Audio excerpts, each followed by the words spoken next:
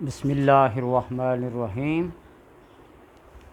الصلاۃ والسلام علیکہ یا رسول اللہ وعلی آلک و صحابک یا حبیب اللہ۔ اللہم صلی علی محمد وعلی آل محمد صلی اللہ علیکہ یا محمد نور من نور اللہ۔ کسی بھی وظیفہ یا عمل سے کما حق کو ہو فائدہ اٹھانے کے لیے وظیفہ پڑھنے والے عمل کرنے والے کا باوضو ہونا بہت ضروری ہے۔ اس کا رزق حلال، صدق مقال، سچ بولتا ہو اور رزق حلال کھاتا ہو۔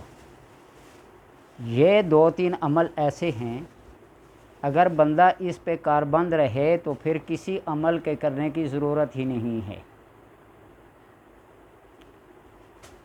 ایک صحابی رسول صلی اللہ علیہ وسلم جو 5 گانا نماز آپ صلی اللہ علیہ وسلم کے پیچھے پڑھتے، بوڑھے بابا جی، اور آپ صلی اللہ علیہ وسلم کی نظر جب ان پر پڑتی تو آپ فرماتے کہ جس کسی نے دنیا میں چلتا پھرتا جنتی دیکھنا ہو تو اس بابا جی کو دیکھیں۔ حضرت عبداللہ ابن عمر رضی اللہ تعالیٰ عنہ جو بہت بڑے عبادت گزار تھے، رات کو قیام اور دن کو روزہ۔ بعض لوگوں کو اپنی عبادت پر کوئی ذوق ہوتا ہے، کوئی ناز ہوتا ہے، کوئی فخر ہوتا ہے نا، تو دل میں یہ سوچا کہ میری نمازیں، میرے روزے، میری عبادات یہ کسی کام کی نہیں ہیں۔ یہ باتیں سن کے نا تو آپ اس کے گھر تشریف لے، 3 دن تک گھر رہے۔ بابا جی کا معمول یہ کہ صبح اٹھنا، نماز فجر کے بعد ناشتہ وغیرہ کے بعد اپنی زمین میں جاتے، کوئی گوڈی، کوئی درختوں کی دیکھ بھال، کوئی کھیتوں کی دیکھ بھال کر کے واپس آتے، زور کی نماز پڑھتے، کیلولہ کرتے، عصر مغرب عشاء یوں ایسے 3 دن تک متواتر۔ تو 3 دن کے بعد عبداللہ ابن عمر رضی اللہ تعالیٰ عنہ عرض کرنے لگے کہ حضور کوئی ایسا عمل مجھے بھی بتلائیے کہ جو آپ صلی اللہ علیہ وسلم آپ کو جنتی ہونے کی بشارت دیتے ہیں۔ تو وہ کہنے لگے میرا کوئی عمل نہیں ہے سوائے ان 5 نمازوں کے۔ لگے نہیں ضرور کوئی عمل ہے ایسا۔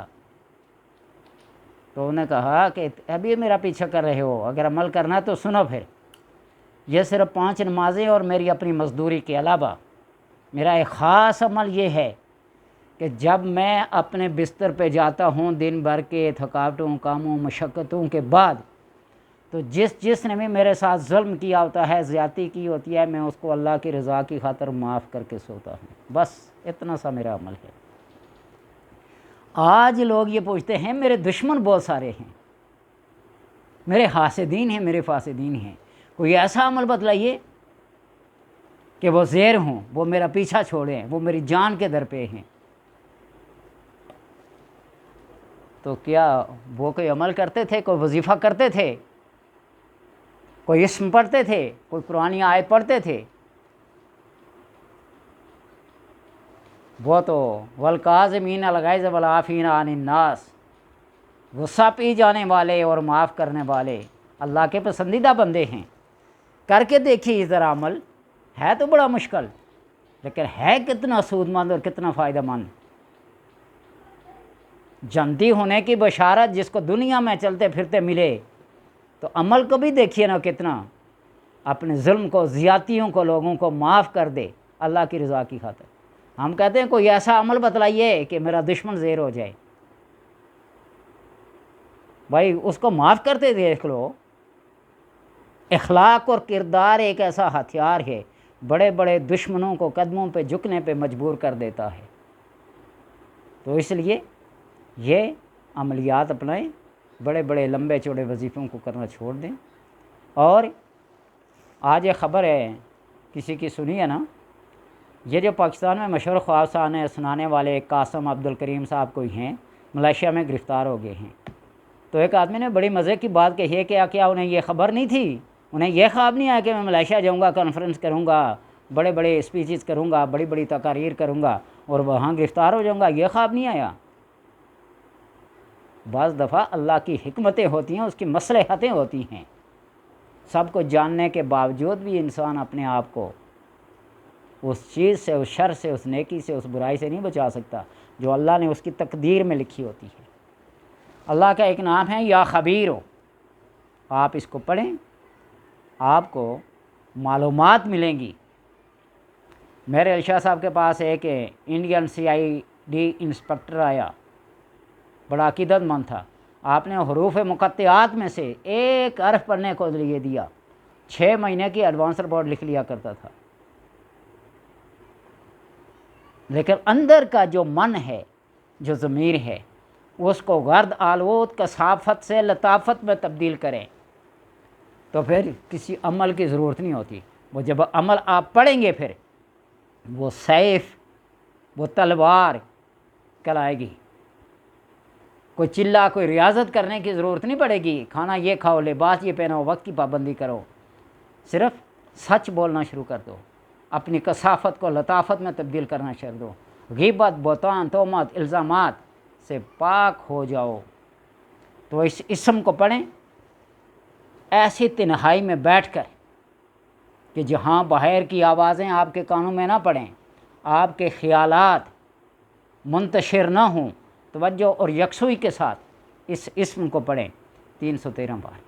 اور بارہا مرتبہ یہ بتا ہے کہ جب بھی کسی عمل کے پڑھنے کے لیے آپ تنہائی میں بیٹھیں تو روئی کو کالی مرچوں کے اندر، کالی مرچوں کو پیس کر روئی کے اندر تھوڑا سا پانی لگا کے کانوں میں ڈال لیا کریں تاکہ باہر کی آوازیں جو ہوتی ہیں وہ آنا بند ہو جائیں، اور اس سے دماغ کی جو خشکی ہوتی ہے وہ تری میں تبدیل ہو جاتی ہے۔ خیالات منتشر ہو جاتے ہیں جب دماغ کے اندر خشکی ہو تو۔ کون سی بات آپ کو بتلاؤں، میں کوئی اتنا بڑا حکیم، کوئی بڑا دانا، کوئی بڑا عامل، کوئی کامل نہیں ہوں، لیکن جو ہمیں بزرگوں کے اصول اور قواعد، ضابطے، کل یہ شرائط بتا رہے ہیں کہ ان چیزوں کے بغیر کوئی عمل کامیاب نہیں ہوتا، تو ان چیزوں کے اوپر غور و فکر کریں۔ انشاءاللہ تبارک و تعالی جو اسم پڑھیں گے، جو آیت پڑھیں گے، اس کا فائدہ کما حق ہو آپ کو حاصل ہوگا۔ عمل یا خبیر اللہ کا نام ہے، اس کو 313 بار پڑھیں تنہائی میں بیٹھ کر، آپ کو خبریں ملنا شروع ہو جائیں گی، ظاہری طور پر، باطنی طور پر، سوتے میں، جاگتے میں۔ اللہ تبارک و تعالی جب اپنے کرم کا دروازہ کھولتا ہے نا کسی پہ بھی، بس اس پہ کرم ہو جاتا ہے، وہ کسی سے مشورہ نہیں لیتا، پھر صرف جبریل کو کہہ دیتا ہے جبریل جا فلاں بندے کو میں پسند کرتا ہوں، تو اعلان کر دے لوگوں کے اندر کہ یہ اللہ کا پسندیدہ بندہ ہے، اس سے محبت کرنا شروع کر دو۔ اور جب اللہ کسی بندے سے بغض رکھتا ہے نا، دشمنی رکھتا ہے، تو جبریل کو پھر حکم دیتا جا دنیا والوں کو بتا دے یہ میرا مقبوض بندہ ہے، یہ میرا ناپسندیدہ بندہ ہے، تم بھی اسے ناپسند کرو۔ تو اس لیے اللہ کا پسندیدہ بننے کے لیے یہ ضرور ہے کہ آپ باوضو رہیں، نیت صالح ہو، لوگوں کے لیے اچھے خیالات، اچھے نظریات، اچھی سوچیں رکھیں، تاکہ اللہ تبارک و تعالی اس اچھی سوچ کی وجہ سے وہ اجر، وہ نیت المؤمن خیر من عملہ، مومن کی جو نیت ہوتی ہے نا وہ اس کے عمل سے بہتر ہوتی ہے، جیسے نیت ہوگی ویسا اس کا پھل پائیں گے۔ تو اس لیے کما حق و فائدہ پانے کے لیے ان اسماء کو پڑھیں۔ تاثیر ہر اسم کے اندر ہے، ہر حرف کے اندر ہے، ہر چیز کے اندر ہے، لیکن لوگ پڑھتے ہیں کتنے عرصے سے پڑھ رہا ہوں جی، اثر نہیں ہو رہا ہے، اثر نہیں ہو رہا ہے۔ اثر پیدا کرنے کے لیے وہ اثر والی چیزوں کو اپناؤ، اپنی زبان کو کیا کرو، اخلاق اور اخلاص سے آراستہ اور پیراستہ کرو، پھر انشاءاللہ ہر چیز کے اندر اثر ہوگا۔ یہ لمبے چوڑے وظائف پڑھنے کی ضرورت نہیں پڑے گی، اس میں یا خبیروں کو پڑھیں، آپ کو خبریں ملیں گی، الہام ہوگا، کشف ہوگا۔ اللہ تبارک و تعالیٰ اگر شہد کی مکھی کو الہام دے سکتا ہے، وہ مختلف پھولوں کے رسوں کو چوس کر آ کر وہ پیشاب کرتی ہے، وہ لوگوں کے لیے پاکیزہ کھانا بن جاتا ہے، شفا بن جاتی ہے۔ شہد کی مکھی کو واؤ الی ربک النخل، کیا کبھی شہد کی مکھی کے اوپر یا کسی مکھی کے اوپر اللہ کی وحی آئی ہے؟ الہام، وہ کشف، وہ اللہ تبارک و تعالی بصیرت عطا کر دیتا ہے کہ ہر چیز کا اندازہ وقت سے پہلے، وقت کے بعد مناسب وقت میں سب کچھ پتہ چل جاتا ہے۔ تو اس لیے اس کو 313 بار پڑھیے اور اپنے مسائل کو خود حل کریے۔ یہ 3 چیزیں جو میں نے بتائی ہیں، باوضو رہنا، سچ بولنا اور رزق حلال کا کھانا، آپ ان 3 چیزوں کو اپنا لیں، پھر بام عرش تک آپ سفر کریں، پرواز کریں، آپ کو نئے سے مقام نیا مقام ملتا شروع ہو جائے گا۔ اللہ تبارک و تعالی آپ کے ذہن کو، آپ کے دل کو منور اور روشن کرے تاکہ آپ اپنے رب کا قرب حاصل کر سکیں۔